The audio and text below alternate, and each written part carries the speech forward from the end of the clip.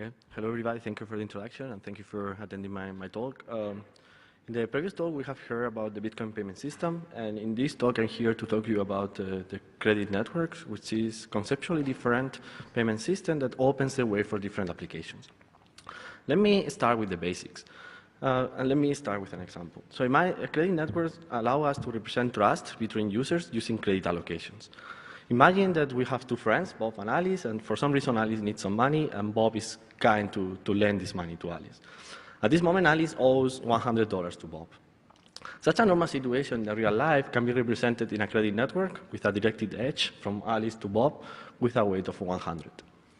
As you can imagine, the credit network can be used to represent more elaborated situations. For example, imagine that Alice and Bob goes for a hike, and they decide to invite their friends, Dave and Carol. And during the hike, Dave pays for a drink to Carol, and at that moment, Carol owes $10 to Dave. However, Carol doesn't know too much Dave, and she's not really kind to settle the debt directly with Dave. And instead, what she can do is use the transitive trust that they have with Bob and Alice. In the credit network, this can be represented with Carol creating a credit link with 10 to Alice. Alice will increase her credit with Bob, and finally Bob will create a credit link of 10 with Dave. And in such a manner, such debt is settled between Dave and Carol.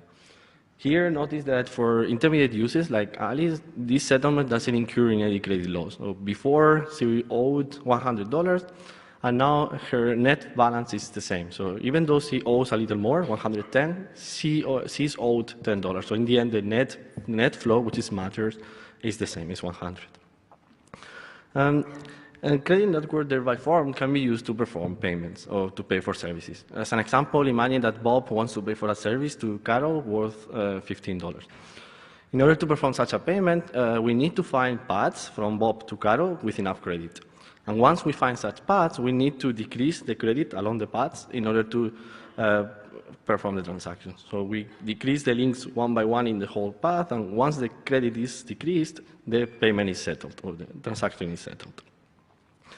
At this moment, you may wonder, well, why we really care about credit networks? It turns out that credit networks tolerate misbehaving users. Imagine in this example that Eve becomes malicious, and for her now it's really simple to create many other users under her control and create credit links between each other, extend credit between the users that she controls. However, it's difficult for her to get trust from honest users. So in a credit network, introducing nodes for an attacker is way easier than drawing trust from honest nodes. Such asymmetry allows us to characterize the misbehaving user effect. In particular, the effect of a misbehaving user is localized to those users that have extended credit to the attacker, and is bounded by the amount of credit that honest users have extended to the attacker. Such nice properties have boosted the use of credit networks in several applications. For example, credit networks can be used to prevent spam in the email system. They can also be used to improve the online reputation system in online marketplaces like eBay. It has been shown that credit networks can also be used to create a civil resilient content voting. And the idea is that credit networks have been used not only in academia, but there are also real-life deployments of them. One example is Ripple, that have used a credit network to create a real-life online payment system. And because we're in real-world crypto, I thought that I'm going to focus on this example for the rest of my talk. The interesting point with the Ripple network is that the nodes in the graph represents not only users, but also banks like CBW or Cross River here in USA, or Fidor and Santander in Europe. They also represent gateways, which are entities that allow us to integrate cryptocurrencies into the Ripple network. And in doing so, the Ripple network supports fiat currencies like dollars, euros, pounds, or you name it. It also supports cryptocurrencies like bitcoins, and even the users can define their own currencies. Ripple has several advantages over the current banking system. In particular, Ripple can perform intercurrency transactions even all around the world in a matter of seconds instead of days. It is possible to perform intercurrency transactions worldwide at a really small, tiny fee. And while in the banking system, banks are the only ones who are able to check the integrity of the transactions, in Ripple, transactions are publicly verifiable. One thing that I want to stress here is that Ripple is deployed today. It has around $1 million trade volume today, and several banks are actually using Ripple for performing the transactions for their clients.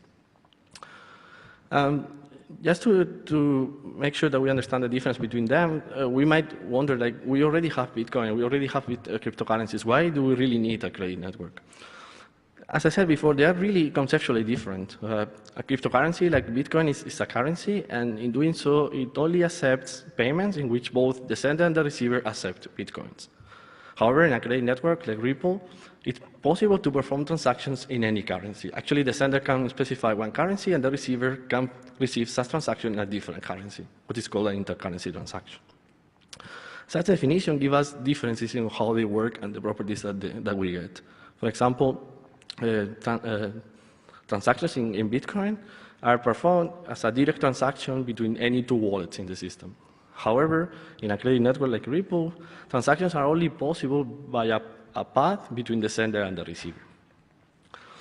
They also differ in scalability. We have seen that in Bitcoin, the permissionless nature of the consensus algorithm makes it a bit slow, and transactions are added to the system at a limited transaction rate. However, the local nature of transactions in the Ripple network make the possibility of adding them quicker and make the system highly scalable. Nevertheless, given that Bitcoin has successfully used a public lock to perform public verifiability of transactions, Ripple has adopted the same idea, and it's also possible to publicly verify transactions in Ripple. Actually, Ripple has a lock. It's called Ripple Ledger, and as you can imagine, they store the whole set of transactions in the beginning of the system until today. They also store all the credit links between any two users in the system. In such a lock, users are represented by the hash of their public key, a pseudonym, and as you can imagine, it's possible to link together all the transactions that are performed by a given pseudonym. We know that such pseudonymity leads to only linkable anonymity, and such weak privacy notion is prone to anonymization attacks. Actually, there have been several works in Bitcoin that have shown that such weak privacy is actually a privacy problem. However, it has not been shown for Ripple, and we wonder ourselves, like, is privacy actually a real problem in Ripple? And if so, can we actually measure that? And the answer is yes. And for that, we define two novel heuristics that I'm going to explain now. Let me start with the simpler one, and let me start with a story. Imagine here that Carol has some Bitcoin in the Bitcoin system, and she wants to pay to Bob in euros. Because Carol's in the Bitcoin system, she cannot pay directly to her. Instead, she has to use the Ripple system. In order to do that, she needs to use what is called a gateway, which is an entity that has an account in Ripple, another account in Bitcoin, and allows the transfer from one system to the other. Doing so, what Carol will first do is send the Bitcoin to the gateway, and such transaction, as we know, is locked in the Bitcoin blockchain. Now, when the gateway sees that they receive the Bitcoins, the gateway sends the corresponding credit to Alice in the Ripple network. As in Bitcoin, the transaction is locked into the Ripple ledger. And now that Alice has seen that has enough credit, she can perform an intercurrency transaction and pay Bob. The point is that these two transactions are publicly available, so we can just take a look at them and see that Alice, which are the Bitcoin and Ripple addresses that belong to Alice. And similarly, we can do the same for the gateway. And as you can imagine, this is only the tip of the iceberg. We were able to do the same not only for Bitcoin, but for other cryptocurrencies like Litecoin. And we were able to do it for other credit networks, well, like Stellar. And I wanted to stress here that this is the first heuristic that allows us to link wallets that belong to the same user across different payment systems. The other heuristic is based on a behavior that we do in our daily lives. So imagine that we have a wallet, and most likely we are not going to carry like 100,000 euros on that. So most likely we are going to carry a smaller number, like 100, and we pay for our dinner in the restaurant, we go to the cinema, and whenever we run out of cash, we go to the bank, we draw some money, and top off our wallet to keep purchasing products. Such behavior can be reflected in the Ripple network. For example, a gateway like Bitstamp will create a wallet, which is called the cold wallet, that is used to issue credit to the clients. However, Bitstamp will not use this wallet to perform the daily transactions with the users. Instead, we'll create another one, which is called hot wallet, and create a credit link from the cold to the hot wallet. Now, Bitstamp can use the hot wallet to perform the daily transactions with the client through the path that it has with the cold wallet. And the reason to do that is because now, if the hot wallet becomes compromised, the attacker has access only to the 200 credit here, but not to the credit of the users. Once we realize this behavior, we wonder ourselves, well, let's try to link the hot and cold wallets belonging to the same user. In order to do that, what we define as an heuristic that looks at the correlation between the network topology and the transactions in the Ripple network. In this example, we know that the cold wallet is used only to issue credit to the clients. So we know that it should have only outgoing links in the credit network. So we know that A should be the cold wallet. Now, also, we know that the hot wallet should be connected to the cold wallet. So we know that potentially B, C, and D could be hot wallets. But obviously, we want to refine this a little. So we further know that the cold wallet must be used to top off from time to time the hot wallet. So now we look at the transactions, and we see that A is paying to B. So we suspect that B might be actually the hot wallet. But we can even further refine this heuristic. We know that the hot wallet is also used to fund client wallets from time to time. So we can take a look at the transactions, and we see that, in fact, B is paying to D and C. Therefore, now we know almost for sure that A and B are the hot wallet that belong to the same user. In order to verify the effectiveness of our heuristics, we downloaded the complete Ripple network graph. We downloaded all the transactions in the Ripple network from January to December 2015. And this slide represents our results. In green, we show which are the transactions where both the sender and the receiver are publicly known to the gateway, while in red, we show which are the transactions in which either the sender or the receiver have been anonymized via our heuristic. Interestingly, we show that our heuristics are able to anonymize as many transactions as there were known already for Bitstamp.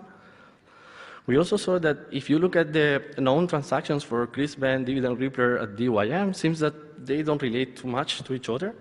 However, our heuristics were able to link together their wallets. So we know that they might belong to the same user. Actually, the Ripple community has been able to verify that actually Dividend Rippler and DYM actually belong to the same user.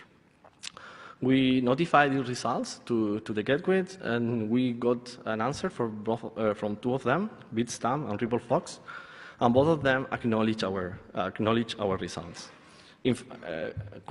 For curiosity, Ripple Fox actually decided to publish all the wallets after we notified them. That's why they appear all in green now, actually. Funny fact is that even after this work, I managed to get an internship at the Ripple company. So when I was there, I showed them this work, and this work actually triggered interesting discussion about the necessity of privacy in such a credit network. There, we also saw that banks are actually strongly demanding privacy, and obviously the Ripple community is also really concerned about the privacy problems of the current Ripple network. We also shared our results with the Ripple community, triggering discussions in the Ripple forums. And we believe that this work should inspire us to use privacy-enhancing technologies in the credit networks. From our side, we started such use by asking ourselves, well, wait a minute, what does it mean actually? What is the concept of privacy in a credit network?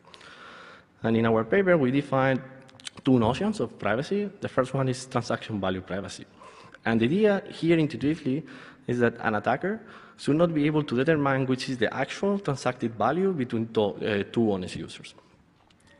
The other notion is transaction receiver privacy. And the idea here is that an attacker should not be able to determine which is the actual receiver of a transaction, given that we fix the sender and the transacted amount.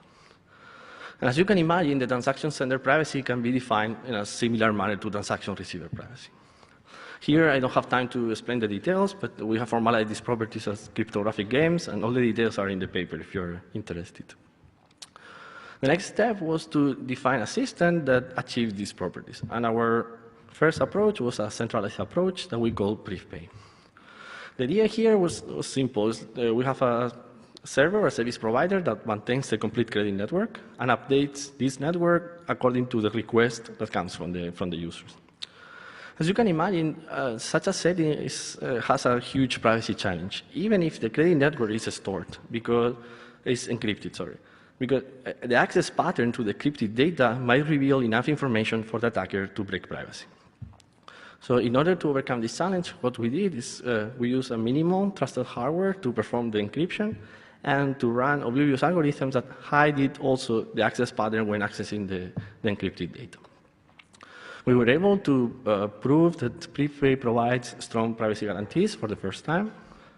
And also to show the practicality, we downloaded the whole set of transactions in the Ripple network and emulated that in PrivPay. And we saw that the running times are similar to the running times that the running times in the current Ripple network. So this system is practical. And in our next approach, we observed that I, as a user in a credit network, would actually really care is who owes money to me and to whom I owe some money. So basically, I care about the local credit links. And as soon as the net flow in the credit network doesn't change without my consent, I don't really care about what happens from 2 hops away from me.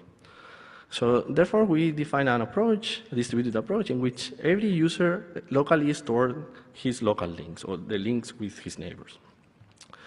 And then the users collaborate between each other in order to perform multi-hop transactions. The idea here is that with such a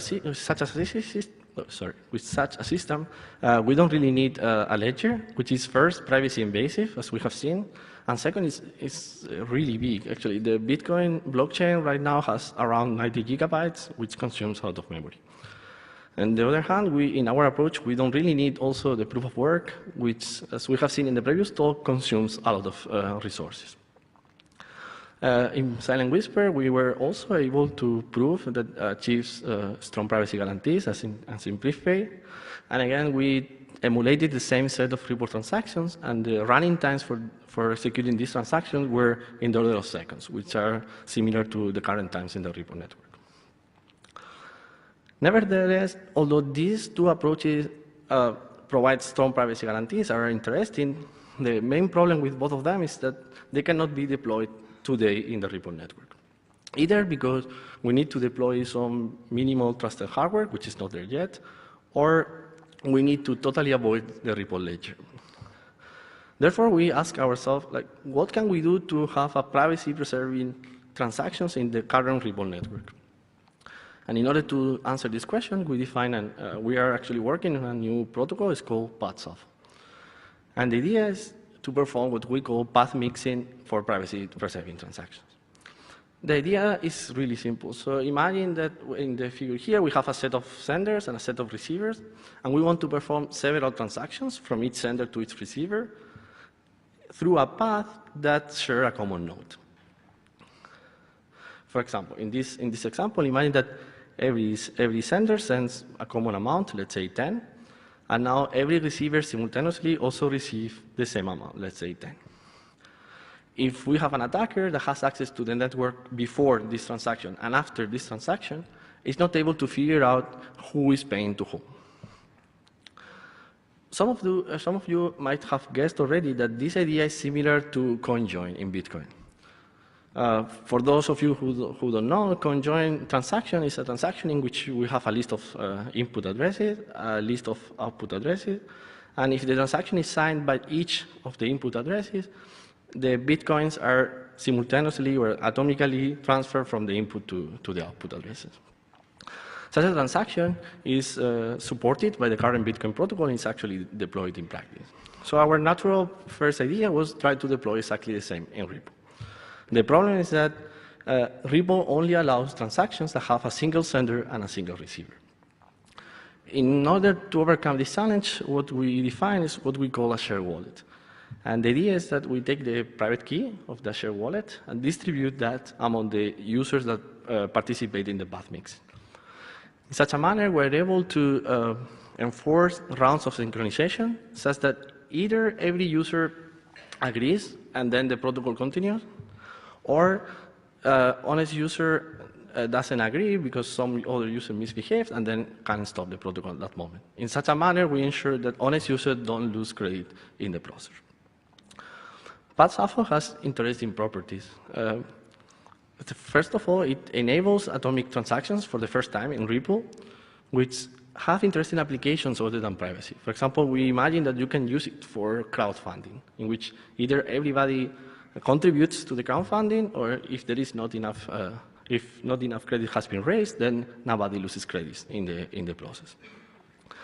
The idea is that PathSAFO is fully compatible with the current REPL network. Actually, we were able to successfully test one PathSAFO transaction in the real REPL network, in the mainnet. And it's also compatible with other emerging credit networks like Stellar. We observed that PathSAFO can be seen as a simple smart contract, even though REPL doesn't allow yet a script language like in Bitcoin. So what we wonder at this point is that, is it possible to create other smart contracts, even though we don't have a script language yet? Or is there any inherent limitation by the fact that we don't really have a script in REPL yet?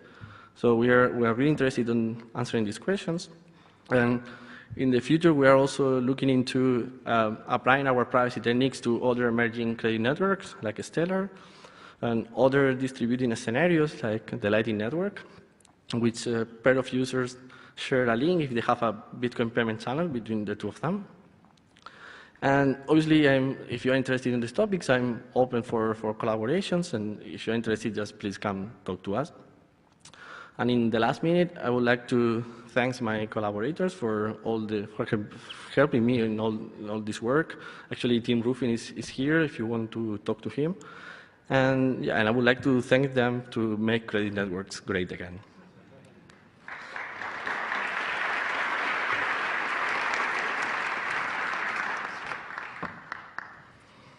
Right, so we do have time for one question, so go ahead.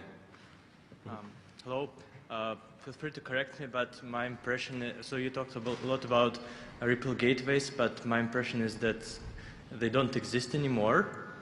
Well, at least I couldn't find anyone working, and I heard that this concept is dead. So is it true? And if it is, could you comment on the relevance of your research in this issue? So the first thing I have to say that REPL is newer than Bitcoin, as any other new system. It's really dynamic, so it changes a lot. There are gateways that are working today. For example, Bitstamp still there, GitHub. There are several of them that preserve over time. But it's true that there are some that started at the beginning and are not there any longer. So the idea is that there are gateways that are still there, and those gateways that are there are still using these techniques. So we can apply that to those gateways today as well. So they are today, and they're still working on that.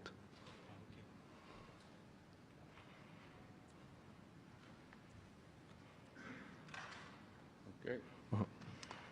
All right, so let's thank the speaker.